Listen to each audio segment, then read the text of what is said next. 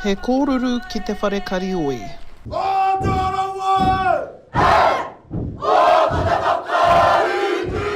He kōruru hoki ki te whare pora ko pōwhiriti ai I te rānei. Ana, ko hara mai mātou, ngā mea o te whare pora o te Taumata o Apanui, ki te tari mai ngā taonga nei, ki te whare haka o te puku. Me ngā wawata, tūturu mō te kotahitanga. Nā wai rā ko ngā toa whakatike o Mātaatua a te Taumata o Apanui, he toa hoki ki te raranga me te whatu Piupiu e tutuki nei I tōna oati te rā I mua o tō rātou tū ki te papatū waiwai o Mātaatua. Hakoa e tū ana te kapa āpōpō. Koe nei te Māoritanga. Kāre he taima tēpara tō wera me whakatutuki. Nā reira, koe nā te tahi o nā kaupapa nui, e hari nei te toa, āui te pō, kia tatu nā kaupapa o te ao Māori. Ana, koe nei tētahi. Kei whakatāne wetahi e muku ana I nā whare paku, e mahi tonu kei te haere. Mō āpōpō te haka. Hoino mō tēnei rā, ka whakatatu I nā manako ki te Māoritanga.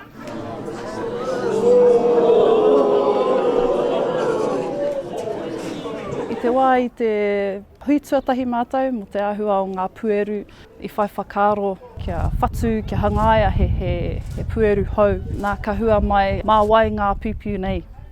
Mā wai ngā kākahu nei e whatu, e hanga ana I puta I a kāterama a te whakaaro kia tono atu kia Rob Ruha ko Sula. Mā raua o tira mā rātou te whānau o te Taumata o Apanui. Te wāhi ki ngā piupiu e whatu, ana I kaha tautoko mai rātou I te tono.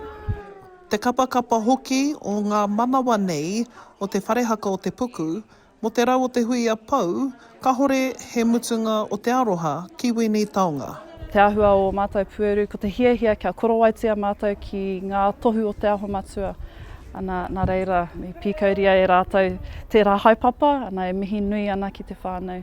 Nō rātou e nei taonga, hoino no ngā pāhara ke kato o te kāinga, ko ngā paru no maketu, ko ngā kānuka I waiwai hia, no te rau kōkore I horoi a wēnei ki roto I tō mātou awa o rau kōkore. Nā reira, he taonga tēnei ka puritia Te Arawa tētahi kapa ki tētahi. Hoino ko te manako ia, ka kaha tonu, wēnei mahi, o te whare pora ki wanganui a mātou, o tira ia kia kite kai a whatu atu nā tamariki, koe nei pēr hei mahi mā rātou āpōpō. Me te aha, hakoa ngā he manawa o whakatatai, he manawa rū a te Taumata o Apanui. Heeni Te Mate Koiwi tēnei mā Aukaha.